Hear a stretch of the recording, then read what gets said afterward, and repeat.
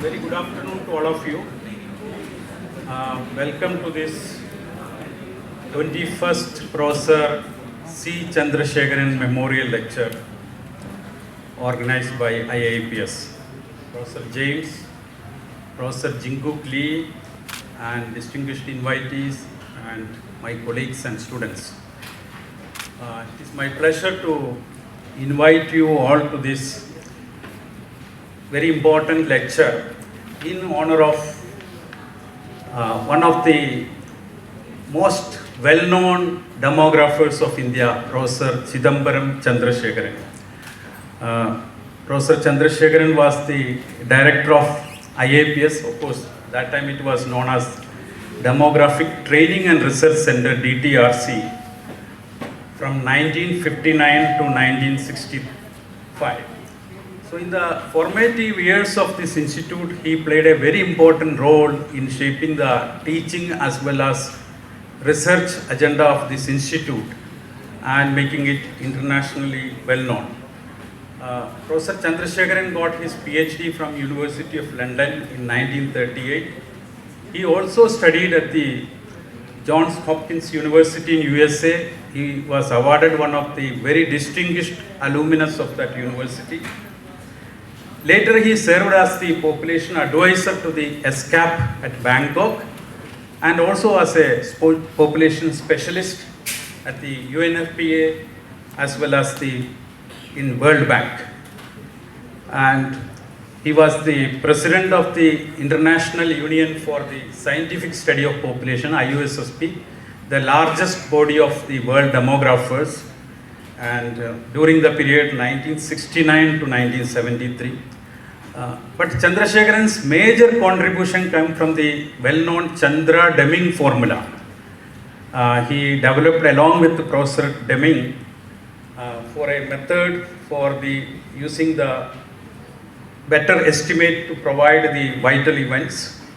This technique is widely used in India based on the dual record system, and it was really an innovation continued even now.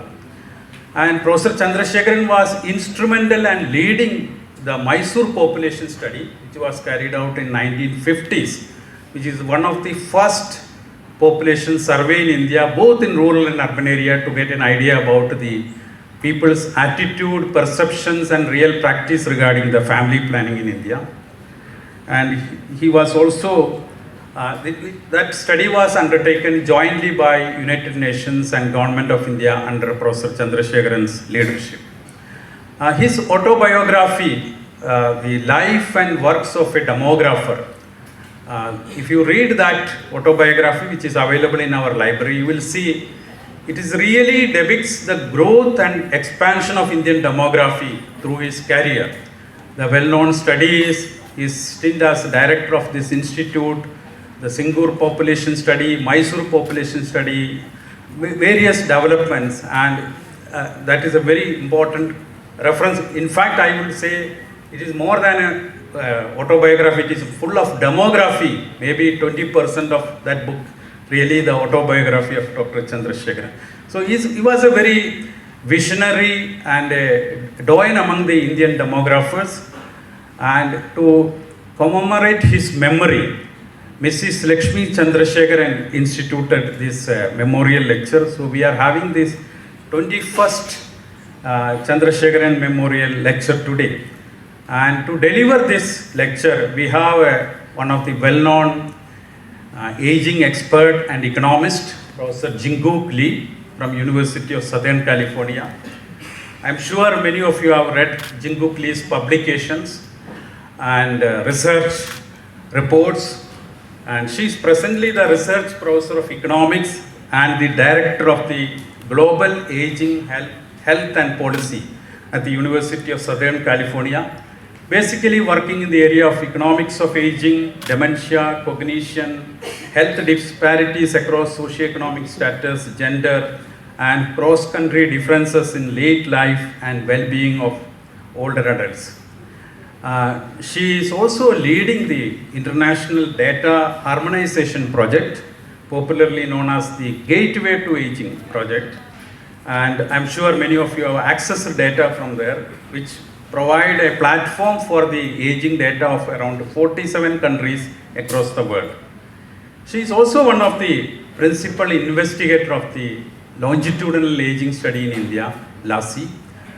So from 2007 onwards, she is visiting the institute, closely working with us during the pilot stages of LASI and even the first wave of LASI, and now we are in the process of launching the wave 2 of the LASI survey.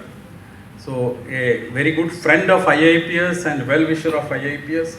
And she's also the advisor to many of the well-known aging surveys across the world, including the Chinese, Korean, Egyptian, English, and aging surveys in India and Japan.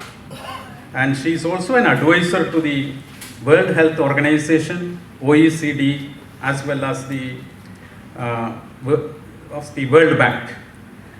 And she also served as a professor earlier at the Ohio State University, as well as Rand Corporation at Los Angeles. So she's a PhD in family economics from the Ohio State University, and currently she's leading a very important study on India that is called the Diagnostic Assessment of Dementia. It is a very landmark study in Indian context. The wave 1 is already completed. She is in the process of conducting the wave 2 survey, and she will be reflecting some of her observations of the dementia scenario across the world with a more focus on Indian data and Indian evidence. So it is a great pleasure to invite and welcome Professor Jinkook Lee. Thank you for coming here and spending the day with us. So now I request our director, Professor James, to present a bouquet, shawl, and memento to our guest speaker, Professor Jinkook Lee.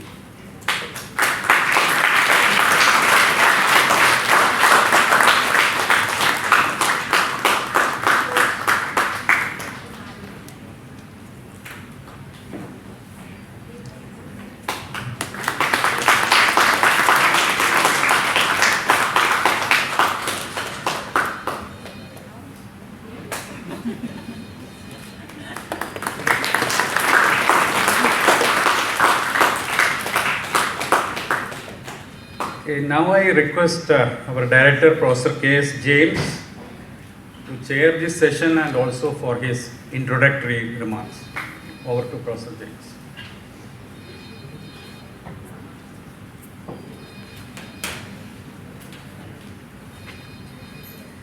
Professor Jinkook Lee, Professor at the University of Southern California, Professor T.V. Shekhar, Dr. Deepthi Govil, distinguished invitees, my dear faculty colleagues, members of the staff, the students, and dear friends.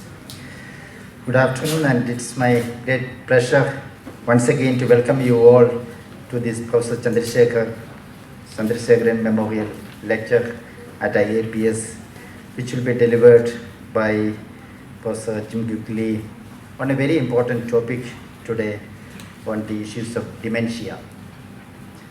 This, with the change in the age structure of the population, with the population in India is also expected to age, especially on a faster pace in the coming 1 decade. I think we would expect that there is a faster change in the disease pattern, particularly in an issue like dementia. Because the estimates which gives by WHO is etc. is alarming. You know that WHO estimates that I believe there is something around 55 million dementia cases in the world, and an addition of 10 million every year. I think 55 perhaps is acceptable, but addition of 10 million, which means that in India perhaps will be contributing to that 10 billion substantially in the coming years. So how do you ensure a quality of life? How do you ensure a better living standards for this large number of people, whether from India, from across the world? I think Professor Jinkook has been conducting various studies across different countries over the last several years, and especially the LASI DART has been sort of such an innovation in this field, which perhaps is going to provide the necessary policy inputs and program implementation strategies for the government of India. I'm really happy that Professor Jinkook Lee has agreed to come over and deliver this lecture for today in honor of Professor C. Chandrasekaran. I think thank you for coming to IIPS. I know that you are not a stranger to IIPS. You have been a close friend of IIPS and has been conducting various studies in collaboration. I think this collaboration is going stronger in recent times, and we expect that this collaboration will continue, and primarily it will benefit the millions of the people in India, the elderly, as well as across the world. Thank you once again, and welcome once again to this memorial lecture, and we look forward to your talk. Thank you.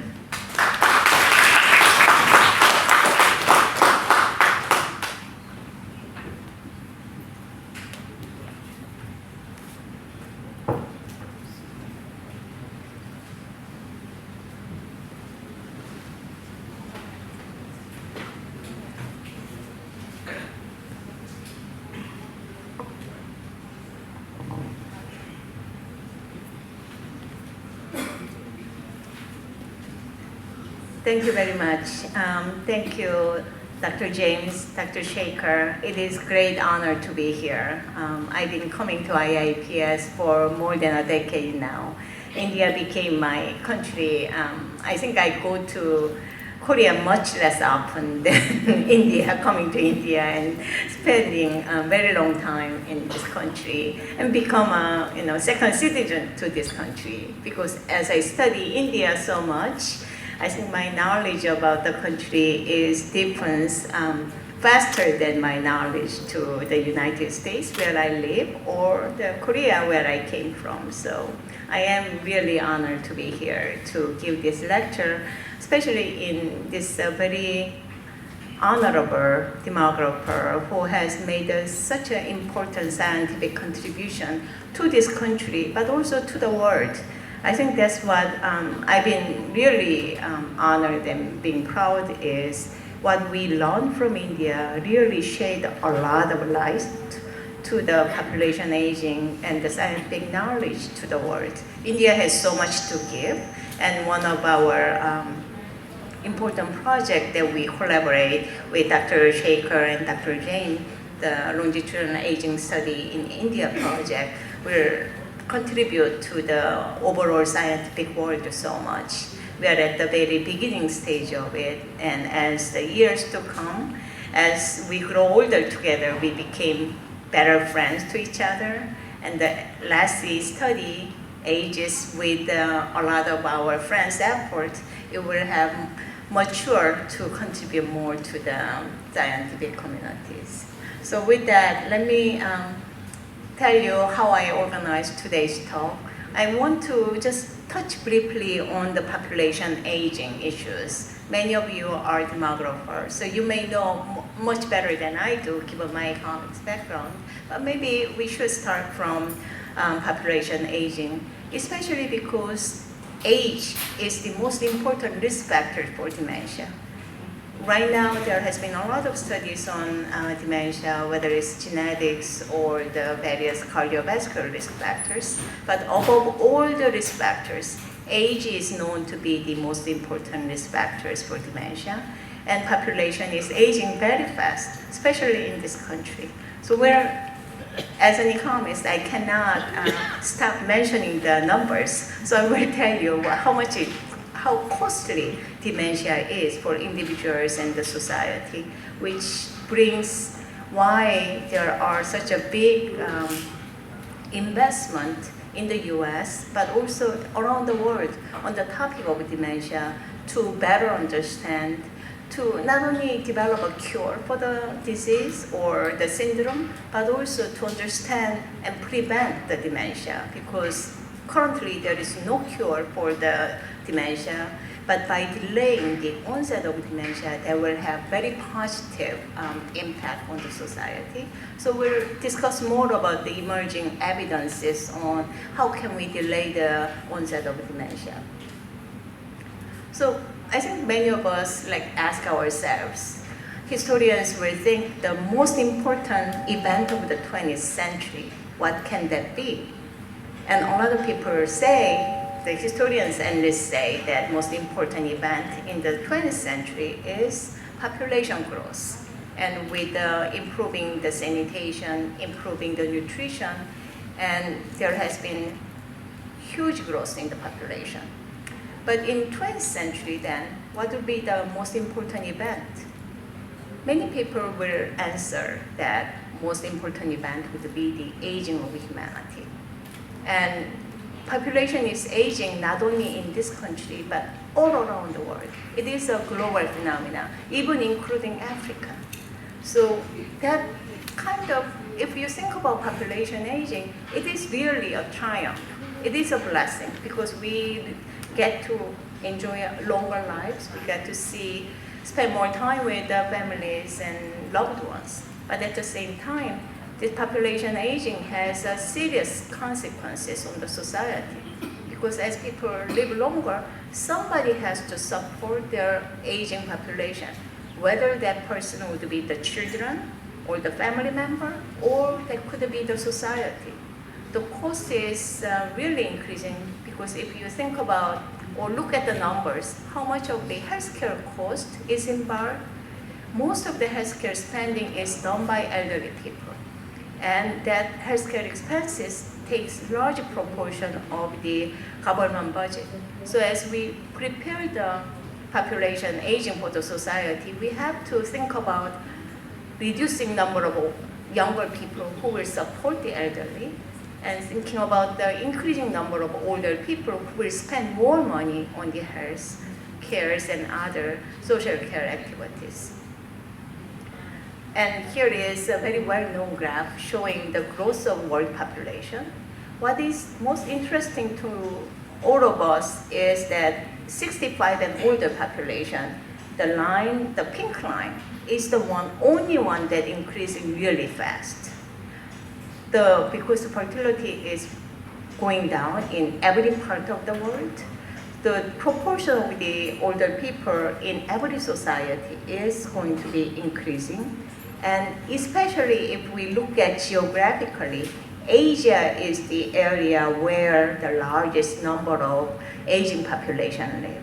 It is amazing how much of the aging is happening in Asia. So if you look at the table, you can see over 200 million people live in Asia, Eastern and Southeastern Asia in 2019. And this number will more than double by 2050. So this again kind of brings a lot of people's attention to Asian countries. And the speed is especially started with Japan and South Korea, and it moved to China, and now India, because India is developing very fast economically. So people's life expectancy is also going up very fast in India. And at the same time, people's fertility went down. So population aging in this country is happening very fast, which is reflecting, as reflected in other Asian countries. And among the elderly, the largest growth is happening among age 80 and older. The oldest old group is growing the fastest. And age 80 and older, the oldest elderly are the ones who would be most vulnerable to dementia. So when we talk about economic impact of dementia, or economic impact of population aging, we usually use the indicator which is looking at old age dependency ratio. This is basically counting number of older dependents who's typically age 65 and older per 100 workers, who are usually at working age of 20 to 64, 18 to 64, depending on different definitions. In the US, that ratio is, in 2010, about 5 workers support 1 elderly. But that has changed now. By 2020, we usually have about 3 workers support 1 elderly. But if we look at these pictures in other countries, it's all increasing, and especially in, again, the blue line is Asia. That old age ratio is increasing every part of the world, but it increases the accelerated rate in Asia, in both, including East and Southeastern Asia. And when we started counting the countries with the highest old age dependency ratio in 2019, Japan is the only Asian country that has such a burden on the society, having large number of older elderly people. But by 2050, it completely changed. All the countries with a high old age dependency ratio is concentrated in Asia. So Europe and America is no longer true. And especially in those top 10 countries, you can see how much has the population structure shifted and shifting in Asian countries. So as I mentioned earlier, age is the strongest known risk factor for dementia. But then now let's define the dementia. So a lot of people think dementia is disease. Actually, dementia is not a disease. It is actually symptoms or syndromes showing as people lose their cognitive abilities or thinking abilities, and they showing the symptoms, so they cannot recognize usual places, or they cannot perform everyday activities. So when older people exhibit such syndrome, then people refer that to having a dementia. Of course, there is a disease. About 60 to 80% of dementia cases are driven by Alzheimer's disease. So this particular type of disease, and also there is a vascular disease. But there are many people with the syndromes without particular disease. Another thing to remember about dementia is many times people with old age, the children or the friends expect some cognitive decline, because a lot of cognitive processing speed declines with age, starting from age 20.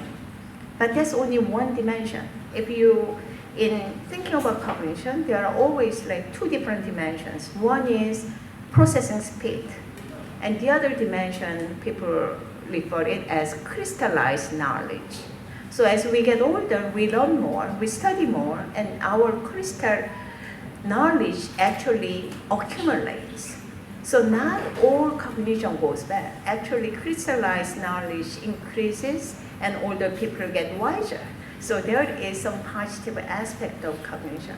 But at the same time, when there is particular problem-solving task is given to people, we see decline with age in terms of those processing speed.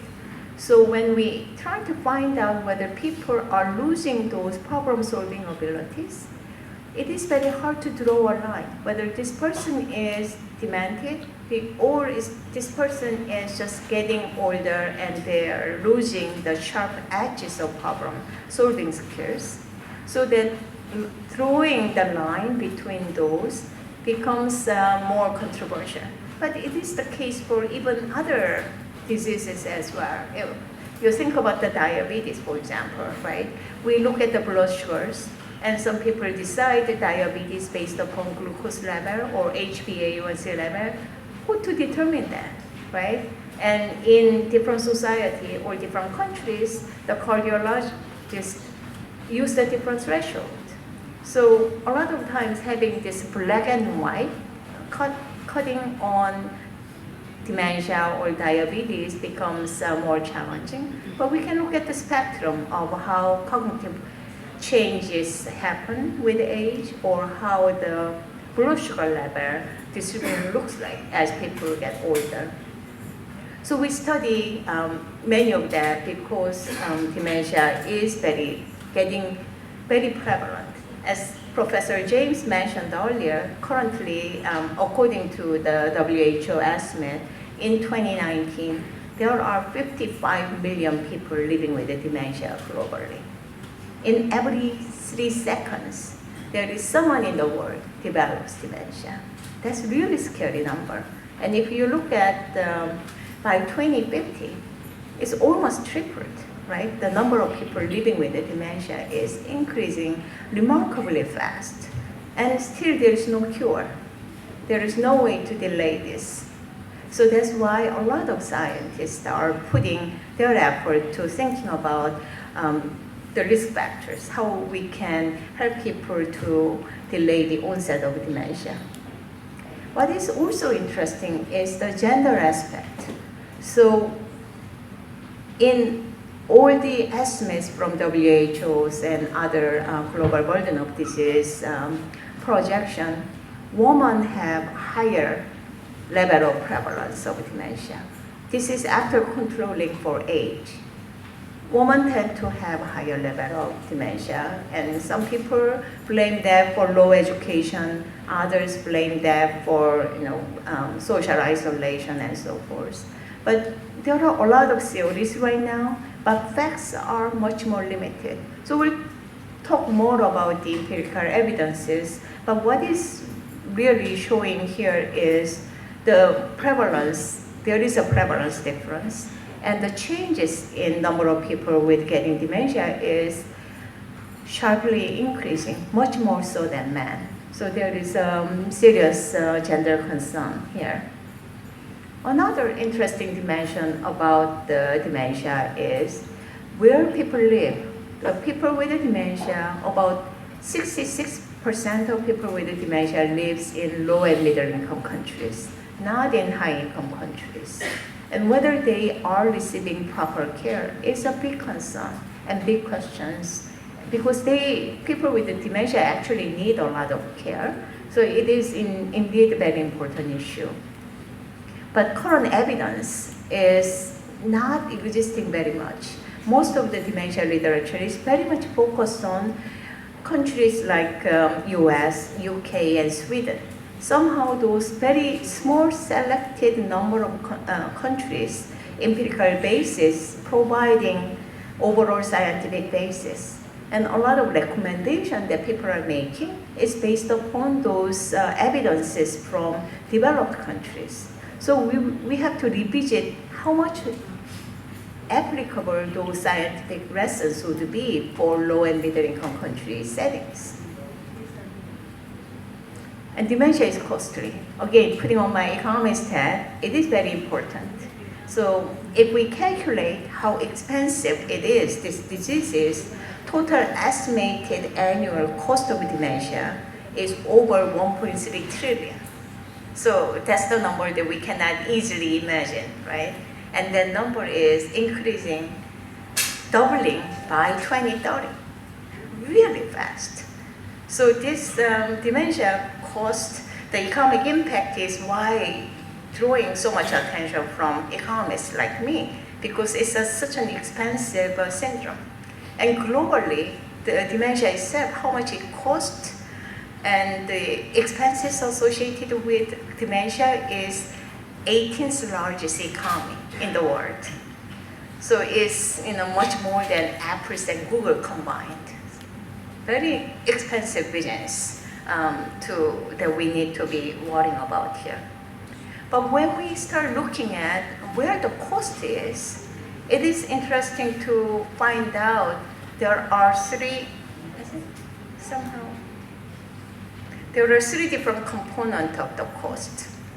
The medical care cost, and social care cost, and informal care cost. And this graph is showing you different distribution. One thing to notice here, because dementia, there is no cure, no medication. So healthcare cost is very minimal because it's usually the complication of diabetes or complication of other disease because demented people cannot manage their medication very well. But dementia itself does not require healthcare expenditure. So regardless of whether people are living in high-income countries or low-income countries, medical expenditure is about the same. But most of the cost is actually coming from care, whether that care is provided by family member in terms of informal care or by the society as social care.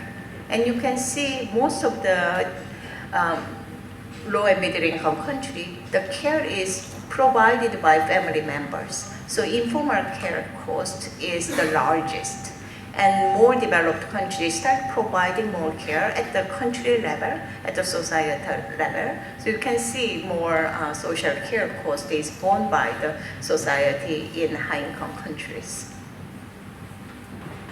So a lot of these numbers are based on the literature. And this literature is based upon dementia prevalence estimates. But across all this publication, the meta-analysis, what is most surprising is there has been such a different methodologies has been used. So when people use different methodologies, it's very difficult to compare, right? One people use metrics of inches and the other people use metrics of the meters. How can you compare inches with meters without the conversion metrics? And also how they diagnose dementia is very different. Some studies use two-stage approach. In other words, they use screener and either talking to the family members or do a small screening test, and then they do a more in-depth testing after those who pass the threshold. But even using those kind of taking phased approach, many of the people use different cutoff criteria. So, and also different screening. I mean, even in India, I heard there is many people use MOCA and others use HMSE. People use different screening method. So there is a lot of heterogeneity in terms of when we talk about the prevalence or when we talk about the risk factors. And in an effort to develop a better understanding and solve out the differences, there has been a new effort which is called Global Harmonized Cognitive Assessment Protocol. So this is a protocol that is developed across the country, around the world, and trying to use the same standard. So when we use the same standard, then we can really compare the prevalence differences. And we also compare the differences in association between different risk factors and dementia. So this network has been developed. And as Dr. James talked about, the LASI is one of the health and determinant studies developed in India, and there are 47 studies, such studies around the world.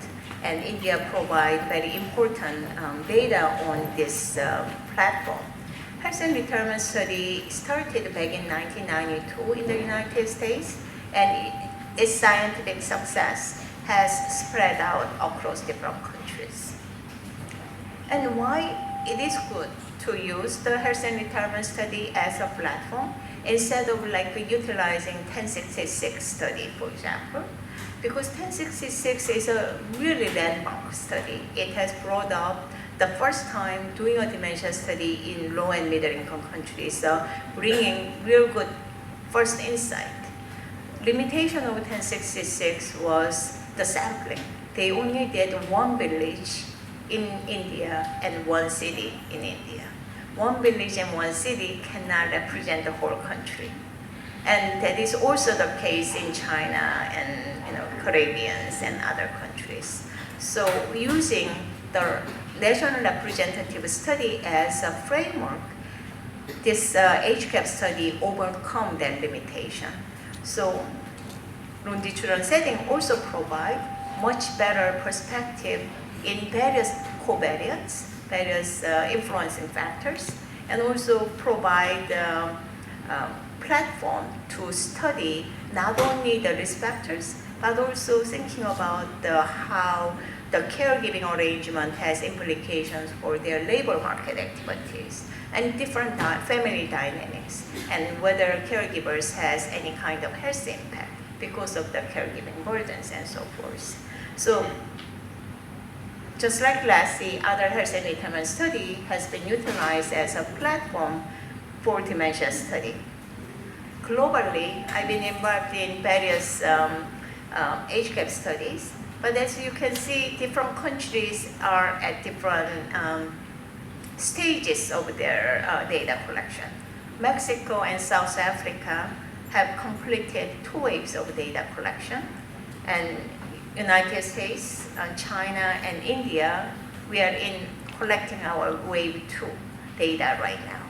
And then other countries like England, they just received the funding for wave 2 and started the preparation. And there are many other countries like Chile, European countries, Ireland, Caribbean, all started their wave 1 work. And then other studies are under development in like Egypt, Malawi, Pakistan, and Brazil. So there is really large number of countries are getting into this project because of that importance of dementia itself, the economic impact of the dementia has on the whole society. So now let me tell you a little bit about the Lassie, our age gap study in India, which is really a child of Lassie itself, main parent study.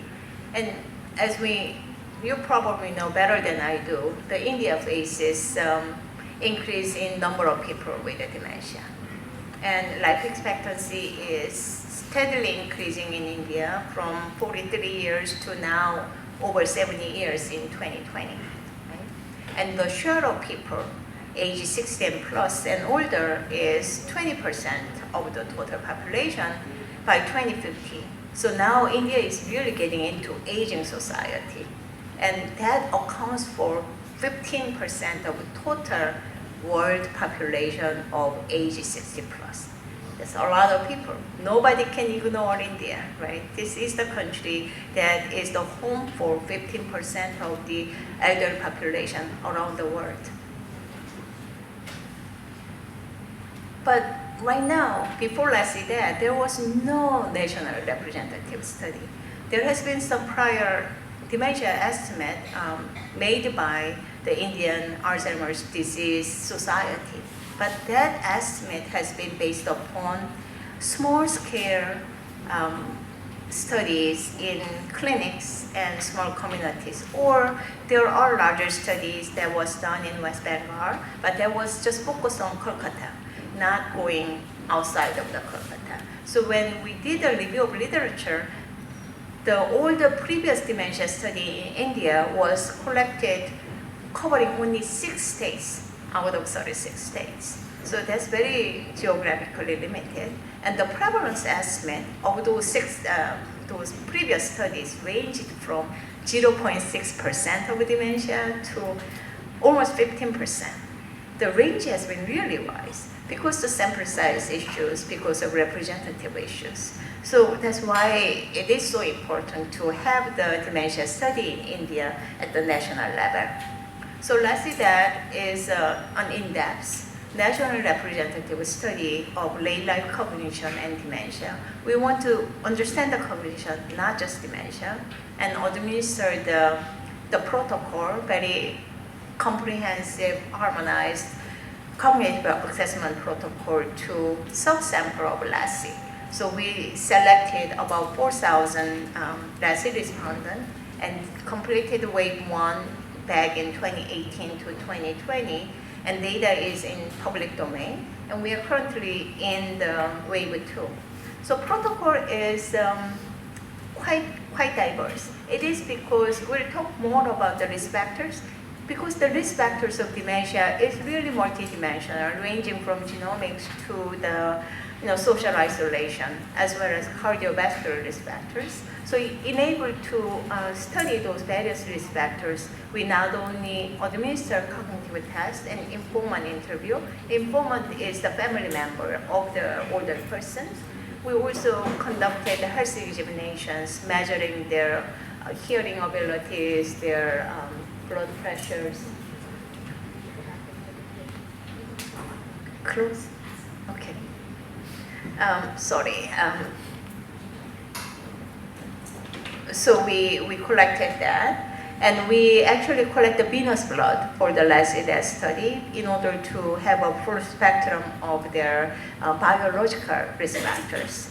And we have completed whole genome sequencing for sample of almost 2,800, and this sample is actually the largest genomic cohort in India across all the other studies. I know there is a new genomic initiative in the country, but at least currently this provides the largest probe genomic information for the Indian population. And then we have a neuroimaging protocol as well, doing some of the small sample of the MRI studies. So I think this very busy table, and there is no reason you want to read all of it, but the point that I want to make is the way that we developed our cognitive test module between LASI and LASIDAT is it allows the calibration. So there are subset of the cognitive test that was given in the main LASI, but the LASIDAT we have a full battery of other cognitive tests. So LASI information, researcher can utilize what is collected from LASIDAT to bring it to LASI. So that's what our team has been building on in order to enrich the main LASI study using LASIDAT project. And one of the important innovation of what we have done is not only for the epidemiological study, we also brought in clinical aspect of dementia, inviting the clinicians to evaluate and make a judgment on cognitive status of the LASIDAT respondents. So this is like an online platform that our team has developed, providing information about their demographic information, but also their health history, as well as their informant family members' evaluation of different cognitive status or the activities of daily living, as well as the screening test results. And all of those blue lines is actually, it can click, then it provides additional information. So the clinicians are shown this information, and then they will come to the next site and evaluate the memory status of this respondent or the different judgment ability of these respondents online. So this allows the clinicians to evaluate the respondents and provide the feedback. So then we go through the process of providing different clinicians to evaluate these respondents. And if clinicians agree with each other, then no further discussion is needed. But at the same time, if they do not agree, then we have a consensus conference call to evaluate what would be, to get to the agreement on what would be the right cognitive status of this respondent. So based upon this information, we actually estimated the dementia prevalence. So this paper just got accepted by Alzheimer's and Dementia, the journal that is most well known for this topic.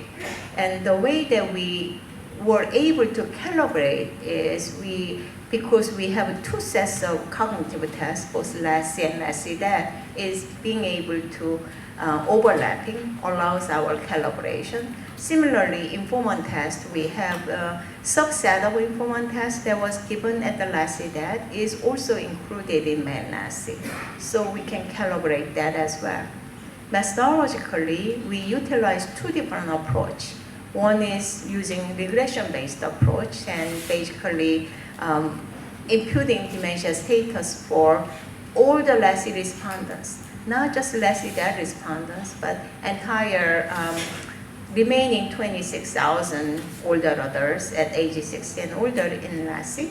And then the other approach is machine learning approach, utilizing machine learning approaches to estimate dementia status of the LASI respondent. Taking two different approaches, our prevalence estimate came to 7.4%. So that's our findings, and that is what's coming out from that journal. When we look at, again, age-specific dementia prevalence, once we look at the gender difference, as I have shown you earlier, as consistent with the global findings, we see higher prevalence among women than men. And we also see much higher prevalence among those people are not educated enough. So those education gradient is observed, as well as the sex differences. So now let me tell you about the age gap studies, some of the empirical findings. Because age gap studies are aimed to advance the dementia research.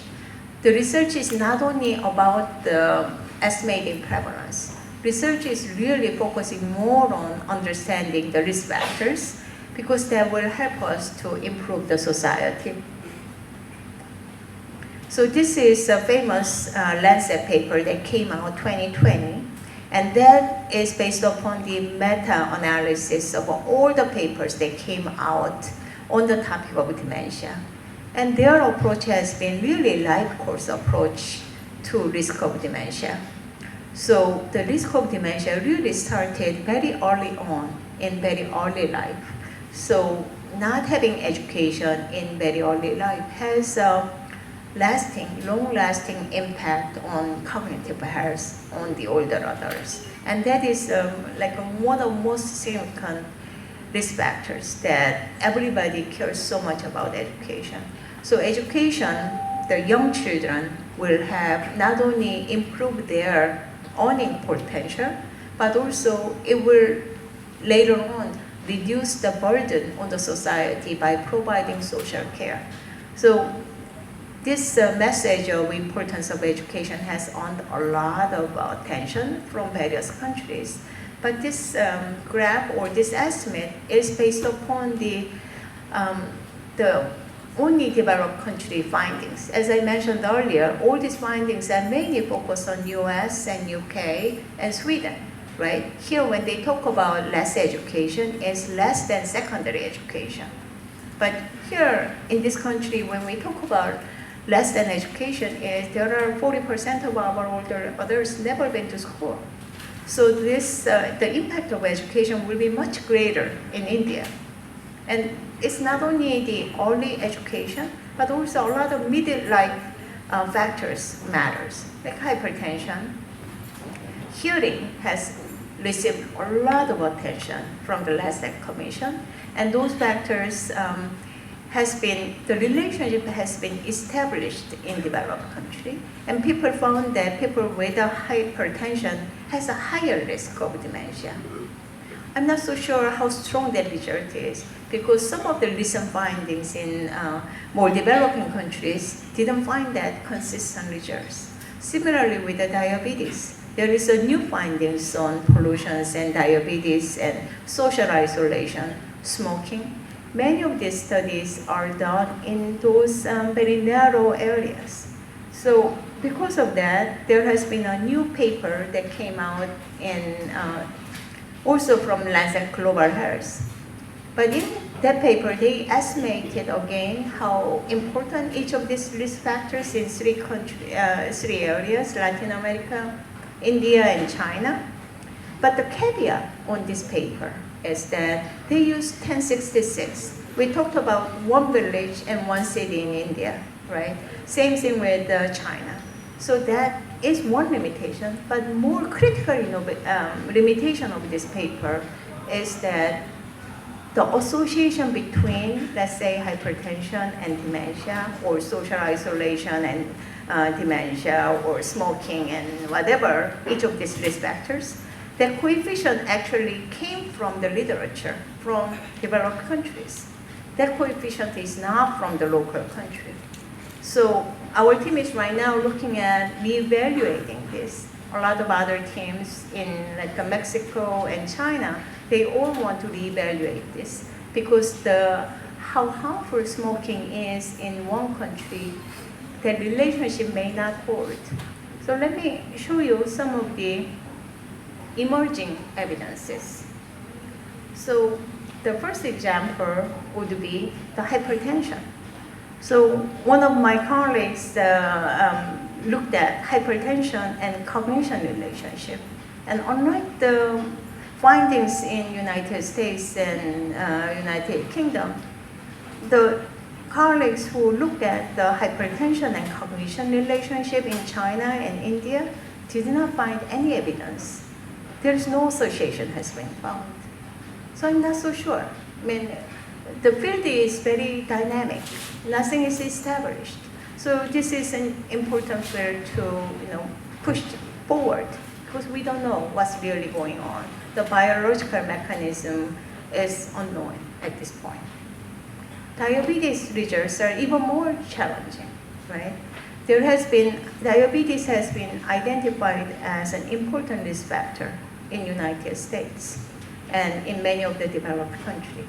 When we look at this diabetes and cognition association in other developing countries and middle-income countries like Mexico and India, the sign is opposite. So diabetes is significantly associated with the dementia, but opposite way. That is because a lot of people in India with a higher SES also develop diabetes. So there is just a lot of confounding is going on. So whether diabetes itself is really harmful for cognitive health is challenged again.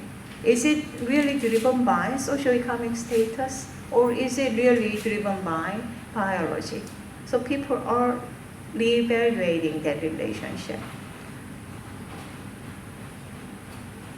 Another area is education. We talked about gender differences, sex differences. So when my colleagues and I looked at sex differences in cognitive performance, we differentiated cognitive tests that requires numeracy and literacy from those cognitive tests that does not require numeracy and literacy, because that is too much tied with access to school. And when we look at the cognitive difference between men and women, we found out that most of the sex difference is really driven by education. So we could explain 60% of the gender gap in cognition was being able to explain by education, especially those cognitive tests that requires literacy and numeracy. Even the test that does not require those, still we were able to explain about 40%. The other important factor is childhood nutrition. So childhood nutrition is explained another 30% of the sex differences. So using larger study, once we control for all of those factors, we did not see any gender gap anymore. So it's a lot of those things are really driven by education and nutrition, at least in this country. Another important findings are vision. So in the Lancet 2020 paper, they did not identify visual impairment as an important risk factors, but there is an emerging literature that people are looking at the vision impairment and identify that as an important risk factor. Even after controlling for all the risk factors, still visual impairment come out to be an important risk factor of the dementia. So there is a lot of new findings that are coming out, and the field is young, I must say. I mean, there has been a lot of research attention and funding in the US and UK, many of the countries, but still what we know is much less than what we don't know. So I invite many of you to think about this very important topic to further the science. Because again, I think India has a lot to contribute. I thank you very much for all your attention for the talk.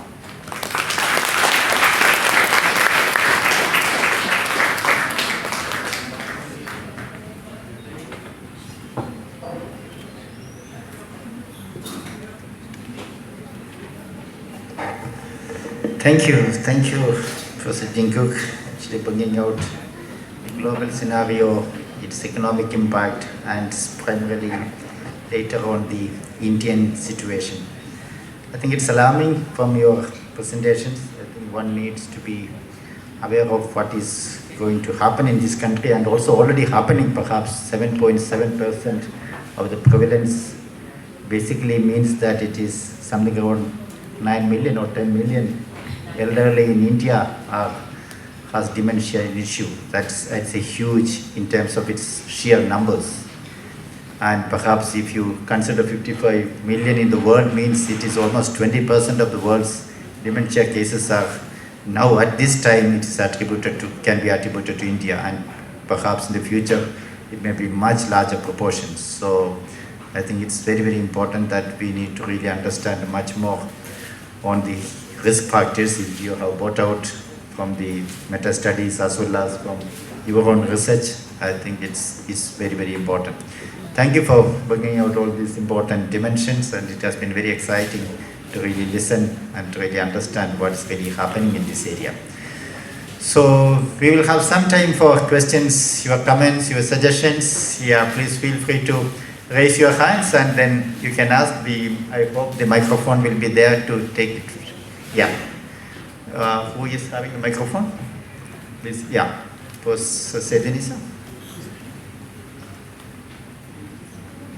Professor Denisa, right there.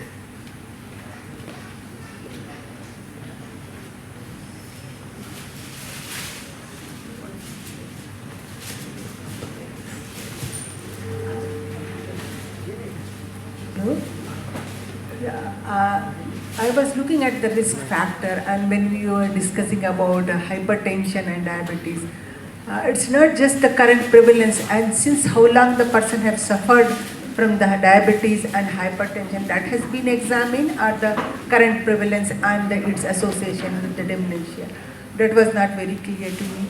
But when I looked at the activity level of the people in the, when they are young, maybe from 30 to 60, that is also coming out an important thing, not from the case studies and all those things. Just by observation, what I find that the people who are quite active, energetic, doing something, their level of dementia is much less in comparison to those things. So these are two things. One is question how this has been analysis, and why you have left out about the activity this time.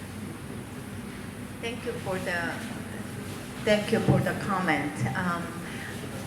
First of all, the hypertension and diabetes comment, you are absolutely right. The Lancet Commission's recognition is lifetime exposure to diabetes and hypertension. And many of the empirical literature only looks at the cross-sectional data. So it's not fully covering the lifetime exposure to lifetime experience of hypertension and dementia. If it can be fully captured, we may see a different measure. That is absolutely right. I did not touch upon the smoking or physical activities on today's talk, but those are all very important topics. And there is one of the reasons why I did not get into the social physical activities is the data has been very limited. There has been a literature that looks at physical inactivity solely based on self-reports. And those solely based upon self-reported physical inactivity does not seem to capture the objective measure of physical inactivity. So literature is a little bit young on that. I want to in the future, explore the way that we can capture physical activity using like mobile sensors, like a Fitbit, or there are newer innovative measures that allow us to measure physical activity. I think it has a great potential, but the current literature has not gone that far. So I think you are just ahead of the curve there. But I think it would be a terrific area to further study for sure. Thank you for your comment. Please go ahead. Yeah, Jinkook, fantastic presentation. 2 points. First is that about this education effect. We do have debate about posing the questions while getting the data, and many times less educated women do not understand many of the set of questions that we put forth in cognition. So how can you say that it is an effect of education per se or something else in understanding the question, whether we have any analysis on that? And second point is that, do we have any kind of cohort profile of the cognitive decline? My point is that whether we have tested that Indians are poorer by age 10 compared to well-developed nations. And if the decline is happening, at what stage it is happening and at what rate?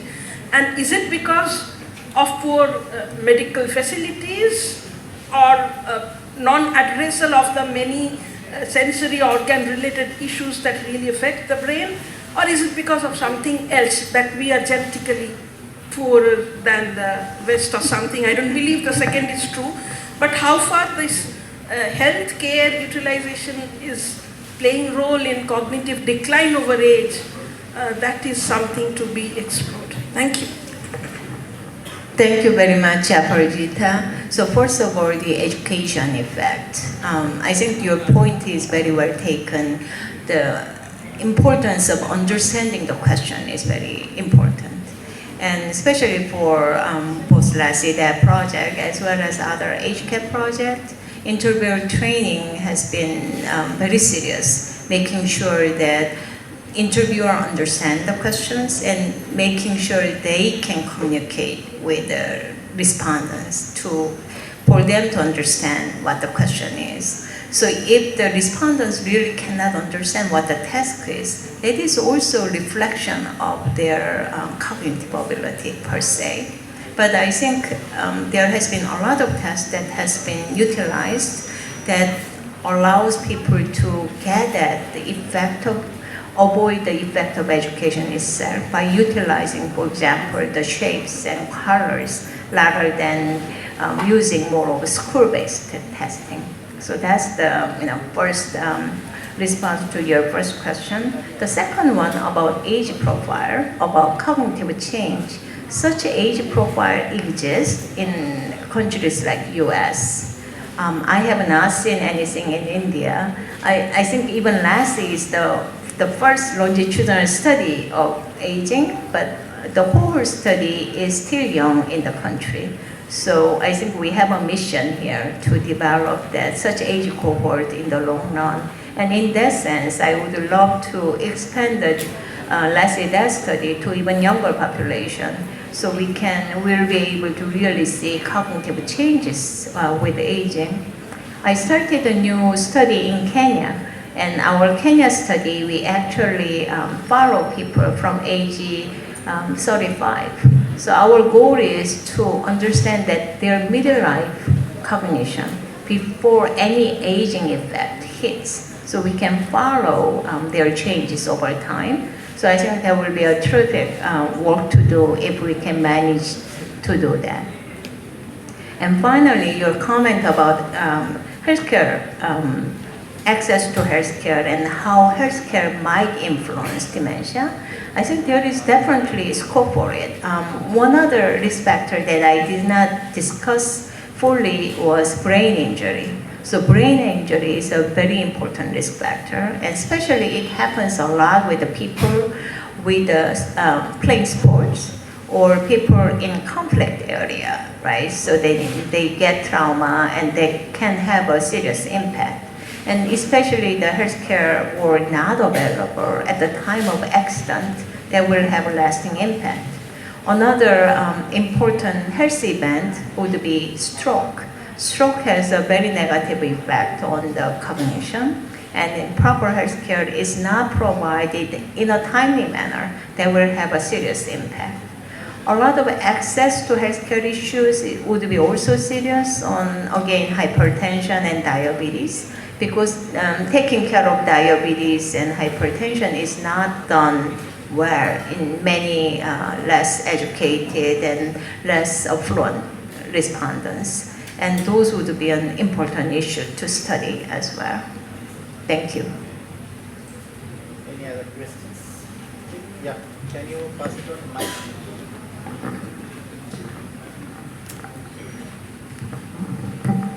Good afternoon, ma'am. I'm Ruchira, PhD scholar here. Thank you so much, ma'am, for such a wonderful lecture. As we are talking about different risk factors, mostly different physical health conditions, I was curious about whether there is any association of mental health condition along with the accelerated rate of cognitive decline. For example, if somebody is providing care and she or he is feeling the burden of care for a long exposure, whether there is any association with their cognitive decline. Thank you. Thank you very much for your comment. Actually, depression is a very important risk factor, but there has been two competing theories about depression. So one is, like one camp of the scientists believe depression is pre-syndrome of dementia, not risk factor. And other people believe it is a risk factor.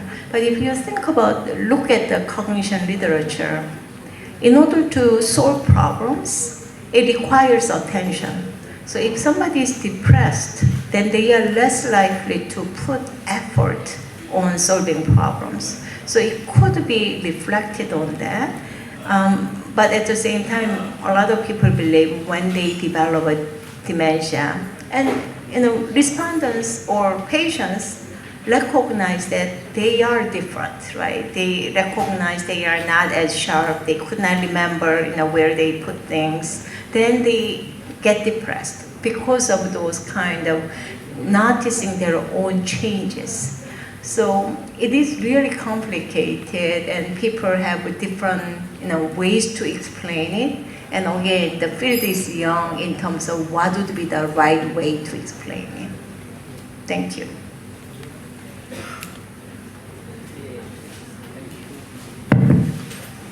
Good evening, ma'am. Myself Pankaj Patel, PhD student. Ma'am, as you showed in your PPT that there is a gender difference, and I was looking just a WHO report and found that it's a varied 4 to 5%. And when you go by the number, having denominator of 55 million, it's a huge number. So what the main reason this difference we have across the gender? Maybe it's literacy or something else. And the second question is there you find any concentration when we go by the wealth quintile? Means richer are getting more dementia than people living in the poorer, excuse me. And the last one was, ma'am, dementia, it's increasing, and it showed that till 2050 it will go I think 139 million something. So my concern is that still we find that very few countries have mentioned in their health scheme or health program dementia as their priority. So what's your take on that? Thank you. Thank you very much for your soulful comments. So let me first start about the gender difference. As what we have found so far is there is important factors that explain the gender differences: education and childhood malnutrition. Because not just in India, but many of the society, like in southern Italy, or if you go to the countryside of China, many of the times the female child is not fed as well as the male child. So that has a big impact on it. Some people have found the woman who give birth to many, large number of children shows more dementia symptoms, because delivering a child has a toll on woman's body. So that has been suggested as another potential risk factors. So those are some of the risk factors that people have identified. The other important component would be, for example, indoor air pollution. So there has been literature that established how air pollution has a harmful effect on brain health, and those particles, PM 2.5, comes to brain directly, and that has, again, damaging effect. And in older culture, women tend to cook and exposed to those kind of indoor air pollutant, so that again increased woman's risk of dementia per se. So those are some of the risk factors that explain the gender difference. As you suspected, there is a big urban-rural differences, and dementia risk is higher in rural area than urban area, and many of the people explain that with the cognitive stimulus. So in urban living, we see there is a lot more excitement in the just walking on the street. There are cars, there are like a billboard, there are more things to make people to use their brain. So that is the reason why we see lower prevalence in urban area. And people take that a step further. So although it is still very controversial, a lot of companies are developing brain games. And brain games could help people to maintain their brain health. So the most famous trial is called the active trial. And that active trial is basically providing different cognitive games and make people to play on those. They have followed up the cohort and then found some positive impact on those people who do brain games tend to maintain their cognitive ability a little bit better. But those are very specific to particular cognitive tests. Now, it does not apply to all cognitive domains, but on a narrow cognitive domains, they have shown some of those practice effects per se. And finally, the malnutrition is a very important risk factor. So there has been malnutrition is not only captured at the young children's age, but the newer literature now looks at when child is in a mother's body, in embryo status. So if pregnant women are not eating good food and not getting enough nutrition, that has a lasting impact on their child in their womb. And it has a long-lasting impact in the later life. So one of the projects that I currently work on with some of my colleagues at University of Wisconsin, we actually looked at agricultural evolution in India. So there has been different agricultural, we call it green revolution, has been done in this country. So different part of the country, the machinery was introduced at different point of time. And those green revolution has a very positive impact on the area because they were able to eat better and have a higher per capita consumption, better nutrition, and the people who were born in the area where there was a green evolution actually has maintained cognition better. We have seen some early evidences on that. There are many hands. I think we have to also close it. Okay, anyone else? Or this can be, okay, 2 questions there. Hello, I'm Dr. Chandrasekaran, currently working with LASI project. So my query stems from your presentation as well as from my previous research experience. So you showed that having low education or no education at earlier ages can be an important risk factor for developing dementia at later ages. So would you say that having low cognition reserve can be a risk factor for dementia? If your answer is yes, then my second query is that like Jacob Stern, who is a professor at Columbia University's neuropsychological professor, so he is of the opinion that after developing dementia, persons who is having higher cognition reserve are more likely to die sooner from dementia or more likely to deteriorate their conditions from dementia than those persons who are having low cognition reserve or low education status. So what is your take on these two contradictory statements? Thank you. So first of all, the education comment. So having low education is a very important risk factor, and I think that has been shown in many different papers. So for that, I think it is very well established evidence on that. But on the other hand, the second questions, that's much more controversial. I don't think there is any agreement in the literature to argue one way or the other. So I invite you to study that topic. I think you can contribute to the literature by studying that.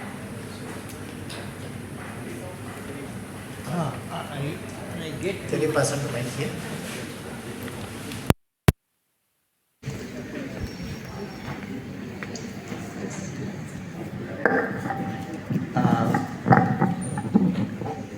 Good evening, and I myself, Professor Lahiri. I am a retired professor from this institute. I have some queries in, joint family norm in India was quite prevalent. Even it is there, but it is gradually breaking many situations. And my question is that and also I have observed the speed of aging is also increasing over time. That also shows in various studies. Now at the same time, I have the question in the sense that in a joint family norm, which is quite prevalent in India still now, the problem of aging-related issues may be relatively less compared to the nuclear family, because which I also observed in my relative friends, those who are staying in the nuclear family, their problems are really different from the problems of those who are staying in the joint family. I myself born and brought up in a joint family, and still I am maintaining the same norm. Though there are advantages and disadvantages, but what I feel, these advantages are more than the disadvantages. Now, how the speed of aging and the dementia are related. What is the relationship that I want to know from you? Thank you for the question. So starting with your question, the speed of aging is increasing the number of older adults in this country. And because dementia is, the old age is a most important risk factor, that just increases the dementia risk. So we have more people with a higher risk of dementia. That contributes the just increasing number of people. As right now, current estimate is we see 8.8 million persons age 60 and older in India lives with dementia. And for your first point, I completely agree with you. Joint family has more advantages than nuclear family. I brought up in joint family. I loved my interaction with my grandparents, and I learned greatly from them. And that has a very positive impact on the grandchildren, and also it has very positive impact on grandparents because they are not socially isolated. Grandchildren learn a lot from the wisdom of the grandparents. The problem is the society has moved away from the joint family with urbanization and mobilities and increasing number of nuclear family. So the country that I'm from, the Korea, now the single household is over 40% of the population. I could not believe over 40% of population live alone because people don't get married, people delay childbearing, and they move out of their parents' homes. So it just, I think society changes with time, with better and worse, and it has enormous consequences because social isolation is a very important risk factor of dementia. Thank you. Okay, thank you. Thank you, Professor Jinkook, for a very elaborate presentation as well as very insightful response to many of the questions. You know, as he has already told, I think this is an important issue for the research. Perhaps I was looking at your risk factors. If you really account for all those percentages, it may be hardly 20% it might be explaining, but the rest of the 80% we really don't know what is really happening, why it is up, what constitutes the dementia, etc. So this is really an important area where we need more studies, more insights, so that, you know, in the coming generations, these issues can be addressed. Thank you for all those insights, and thank you all for your participation as well as very insightful questions. So before we end, I don't know whether online they can ask questions. We were asking them to see whether there is anything in the chat box. We have not found anything in the chat box. So we hope there are no questions. So that's what I checked. I have not found anything in chat box. So before we close, let me invite Dr. Dipti Govil to deliver a formal vote of thanks.